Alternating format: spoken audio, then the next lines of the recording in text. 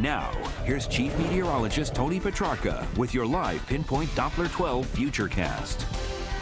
Well, I continue to track moderate to heavy rain on live Pinpoint Doppler 12 radar. I'm expecting amounts anywhere from about an inch to an inch and a half, so that in itself, it should be manageable, meaning I don't think there's anything out of control here as far as significant flooding. That's not to say that, you know, overnight tomorrow morning we can't get some big puddles on the road and even some minor, say, nuisance street flooding for the early morning commute, but it wouldn't be anything more than that. And as far as the rivers, I mean, they're swollen from last week's rainstorm, so they'll come up a little bit. And other than perhaps some minor flooding on smaller rivers and streams, nothing extreme or major is anticipated. So a little bit of good news there. But it's a widespread soaking rain. You see some darker greens indicating at times some downpours. So the rain continues now through at least early morning. I'm thinking at least up until, say, 9, 10 o'clock in the morning.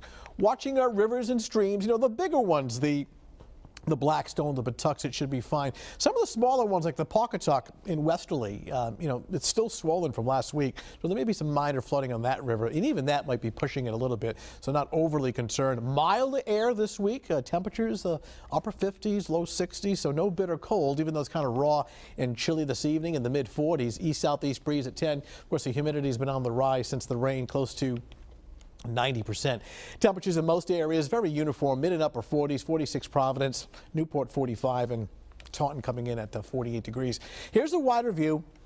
Really two areas of rain, of course the one that's overhead right now, and a second surge off to our west back in here, associated with a storm that'll be moving through the Great Lakes. All of this moisture has to come through during the overnight into early tomorrow morning. Bottom line, the second half of the day looks better.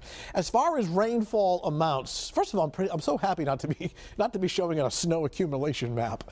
Look at this, about an inch, well, maybe an inch and a half in some areas. So moderate to heavy rain. This is rain totals now through early tomorrow morning. Then we'll kick this thing out of here in time for the second half of the day. So getting real close here. Our Futurecast starts off at 11 o'clock this evening. Just follow the clock in here. The green is rain. Of course, the gray represents the cloud cover. Of course, the yellow numbers are your temperatures.